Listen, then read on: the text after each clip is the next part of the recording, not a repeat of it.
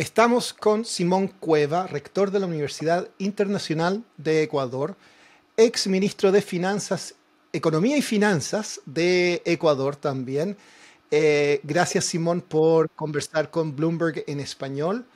Eh, Simón, tú formas parte de un comité de expertos, de analistas que participa en el informe sobre deuda, naturaleza y clima del Grupo Internacional de Expertos. Quería partir con que nos cuentes sobre eh, la conclusión principal que saca este reporte esta semana de este círculo vicioso que hay entre la relación de deuda y el daño ambiental en distintos países del mundo. Sí, buenos días, un gusto, gracias por la invitación. Sí, efectivamente, este reporte que está saliendo ahora un poquito coincide con las reuniones de primavera que típicamente hay en Washington del Fondo Monetario del Banco Mundial. Es un reporte que surge, quizás para poner muy rápido el contexto, de una iniciativa de 4 países, de Alemania, Francia, Colombia y Kenia, 2 países del norte, 2 países del sur, que comparten una preocupación de los grandes temas de cambio climático y problemas de deterioro de la naturaleza por todo lo que vemos en el mundo, y la relación de esto con los temas más financieros de los países, más de deuda pública y situación fiscal, en especial para los países en desarrollo, para los países pobres o emergentes, que son típicamente los países que tienen más dificultades en conseguir financiamiento y que enfrentan por esa razón este problema. Porque al final los países ricos tienen otras fuentes de financiamiento para invertir en transición ecológica, en métodos, en cómo mitigar el cambio climático, cómo confrontarlo, etcétera. Entonces, lo que trata de hacer este reporte, que es como una primera parte, digamos así, es un primer reporte en que han juntado este grupo de países junto con apoyo de varias instituciones internacionales, han pedido a expertos muy diversos de varios países, de varias tendencias, digamos, de conocimientos, más economistas, más financieros, más de temas de clima y de temas más ambientales, eh, del sector público, del sector privado, para tratar de ir logrando una especie de opinión común. Y como siempre en estos temas de expertos hay opiniones diversas, pero la idea es formar una opinión de consenso razonable de lo que se piensa en esto. Entonces, el primer paso, efectivamente, lo que mencionamos ahí es esta existencia de una especie de círculo vicioso entre, por un lado, la situación de deuda pública y de finanzas públicas de muchos países en desarrollo, eh, de lo cual no todos, pero una parte de los países se enfrentan ya niveles de deuda pública altos, ya dificultades para conseguir financiamiento importante para el desarrollo propio de los países. Y por otro lado, la tendencia que ha habido en el mundo de tener cada vez más un cambio climático acelerado que provoca una serie de eventos imprevistos antes, de graves problemas para algunos países, de sequías, de inundaciones, etcétera, y también un deterioro más general de la naturaleza. O sea, por ejemplo, los temas de mayor desertificación en muchos lados, temas de crecimiento del nivel del mar, y todos estos temas afectan a muchos países, más a unos que a otros, y afectan bastante a algunos países pobres.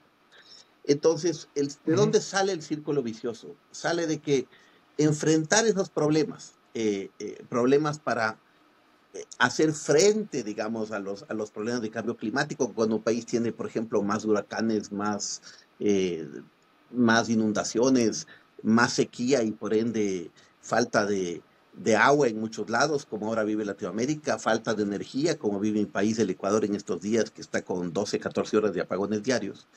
Claro. Esos problemas provienen de los problemas del cambio climático y lo que estamos viendo en la naturaleza y cómo eso afecta al día de los países.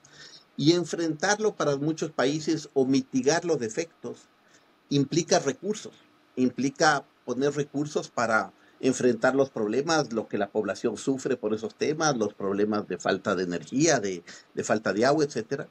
Y también inversión para ayudar a que eso no se mitigue, digamos, ¿no es cierto? Por ejemplo, inversiones para hacer nuevas energías alternativas para depender menos de los combustibles fósiles y más de energías más limpias, etcétera, ¿no es cierto? Para hacer inversiones para mitigar esos problemas, para facilitar la transición, para también lograr que países que históricamente han dependido muchos recursos naturales, incluido, por ejemplo, hidrocarburos, puedan hacer esa transición hacia una economía menos dependiente de esos temas y más amigable con el medio ambiente.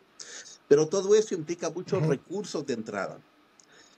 Y gastar en eso, conseguir los recursos, hacer más gasto público, hacer más deuda, complica más la situación de partida, que ya no era tan fácil para muchos países, de nivel de deuda y de déficit fiscales relativamente amplios. Entonces, el ujú, tratar de ayudar de un lado complica la situación, y la segunda parte es, al estar la situación fiscal complicada y la situación de deuda complicada, limita lo que pueden realmente hacer los países para apoyar a lo que todo el universo debe hacer poco a poco, que es buscar un desarrollo más amigable con el medio ambiente, el clima, y permitiendo una sostenibilidad de nuestra tierra, más allá del corto plazo.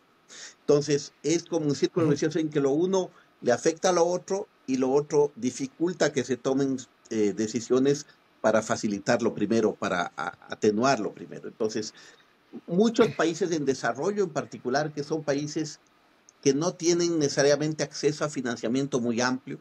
Algunos no tienen acceso a financiamientos de mercado, otros sí, pero muchos dependen de financiamientos más oficiales, multilaterales, bilaterales, que Mm. tienen sus limitaciones y que tienen su escasez, y que ya de por sí han sido bastante más, digamos, más limitados de lo que uno quisiera para ayudar a los países a desarrollarse de manera más sólida y a dar mejores situación, digamos, condiciones mejores para su población. Entonces, este es el origen, Simón, digamos, del tema. Y de ahí surge la idea de cuéntame. ir pensando en soluciones que ayuden en algo a esto, sabiendo que no hay soluciones mágicas. No, claro, es un tema, un desafío enorme. De hecho, nada más esta semana estaba viendo sobre un reporte de las Naciones Unidas que decía que estamos muy lejos de cumplir el tema de controlar el calentamiento global a 1,5 grados. Hablaba de más de 3 grados para fin de este siglo. Pero de todas maneras, antes de empezar la grabación me estabas contando un poco y quería que ahondara sobre eso. Hasta ahora no se ha logrado, o sea, se viene un informe de ustedes, del comité de expertos. Cuéntame un poco más sobre eso y cuéntame, si puedes, de todas maneras, quizás dónde están un poco las divergencias, quizás dónde están un poco las diferencias de opinión, porque reconocemos el problema, pero quizás el problema, la resolución es donde está el conflicto, ¿no? Sí, yo diría más que diferencias inmensas, porque creo que en el grupo hay gente muy técnica, con mucha expertise en muchos lados y con mucha tolerancia y apertura, y creo que eso es muy sano para la discusión. Creo que sobre todo un tema de debatir hasta dónde se puede hacer ciertas cosas, o qué tanto ciertas soluciones son realmente soluciones grandes o son pequeñas, digamos así, ¿no es cierto? ¿Qué tanto aportan o no aportan? Entonces, en este primer reporte hicimos algo de recomendaciones, unas primeras, sobre un tema que suena técnico, pero que al final es importante para muchos países en desarrollo, que es lo que se llama los análisis de sostenibilidad de deuda, que efectúan típicamente el Fondo Monetario y a veces el Banco Mundial. Y son unos análisis que son importantes porque para países que tienen dificultad de acceso a financiamiento, ese análisis facilita, sea abrir y conseguir mayores recursos de financiamiento para ellos, siempre y cuando la lógica es, se presta a un país siempre y cuando ese país sea sostenible en el tiempo fiscalmente, y no porque no, si no, si le sobreendeudas a un país ya muy endeudado para que luego caiga en crisis, Mm, esa no es una solución. Entonces, el claro. análisis de sociedad de deuda lo que busca es entender hasta dónde un país está haciendo también sus esfuerzos domésticos propios para mejorar su situación fiscal, para ordenar la casa adentro, etcétera, y entonces que sea un esfuerzo compartido en que el país hace esfuerzos para mantenerse sano fiscalmente y en materia financiera y de deuda, y la comunidad internacional le apoya a este país con recursos baratos, digamos, con recursos en buenas condiciones financieras y de más largo Claro. plazo, para que pueda ir haciendo políticas de desarrollo que ayuden a su población, que ayuden a los segmentos más pobres, que ayuden a eso y que también ayuden a todos estos temas de transición ecológica y de mitigación. Entonces, un poquito lo que sugerimos en estas primeras recomendaciones es que hasta ahora esos análisis no han hecho digamos, no han analizado de manera muy consistente y sistemática los temas de cambio climático y de deterioro de la naturaleza. Sí ha habido progresos en eso, no es que no lo hace, pero ha sido muy diverso según los países y no toma siempre en cuenta todo. Entonces, esa es Claro. una primera recomendación técnica, es necesitamos que esos análisis sean cada vez más profundos porque los problemas de clima y los problemas de deterioro de la naturaleza son crecientemente importantes y por lo tanto no podemos obviarlos en un análisis de mediano plazo de sostenibilidad de un país. Ese es un primer grupo, digamos. Luego hay otros debates que puede haber internos que son interesantes. Por ejemplo, tú dices, ok, si decimos que ya un país está con alta deuda y con problemas financieros, y si además vamos a medir con más detalle el impacto de más cambio climático, más problemas, más shocks que vienen de la naturaleza todos los días, más eh, eh, dramas humanos, más huracanes, más catástrofes naturales, etcétera. Y más necesidad de los países de hacer más para la transición y para proteger la naturaleza. Eso significa que un país va a necesitar más plata todavía, más recursos para esto, y esto le va a afectar su nivel de deuda más y su nivel de déficit fiscal más. Y por lo tanto, el riesgo es que la conclusión sea, ok, entonces si un país ya estaba difícil de prestarle porque ya estaba al límite, y además uno le agrega estos temas y está peor, entre comillas, ¿no es cierto? Entonces ya Claro. se le va a dar menos plata todavía y eso va a profundizar el círculo vicioso, digamos.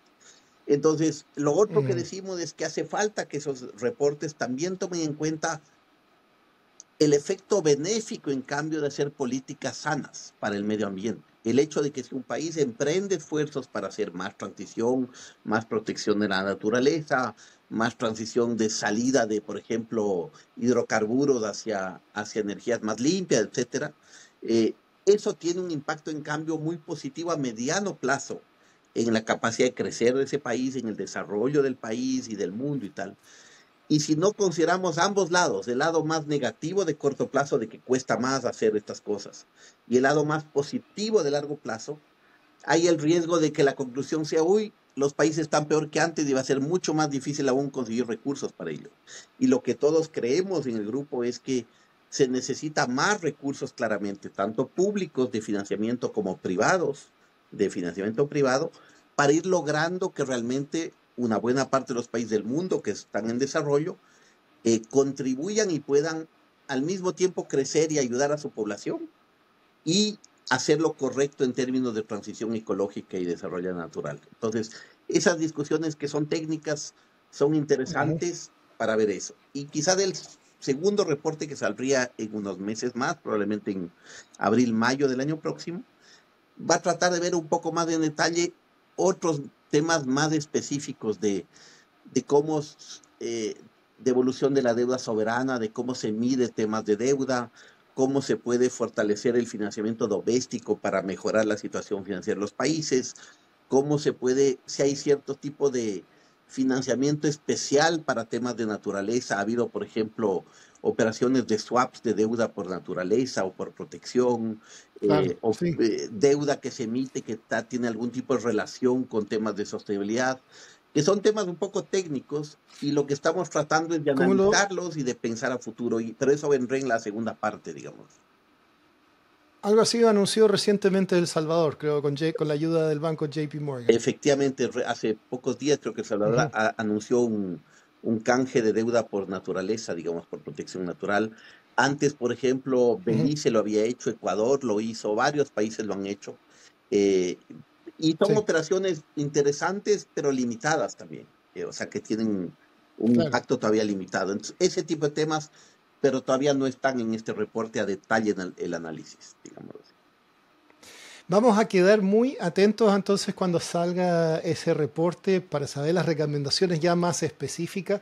Simón Cueva, rector de la Universidad Internacional de Ecuador, ex ministro de Finanzas, de Economía y Finanzas de Ecuador. Te quiero agradecer mucho por haber hecho este contacto con nosotros en Bloomberg en español. Es un tema fascinante, un tema muy importante. La gente tiene que aprender más sobre esto. Y eso es todo lo que quería. Muchas gracias por acompañarnos en Bloomberg. Muchas gracias también por la oportunidad. Un gusto.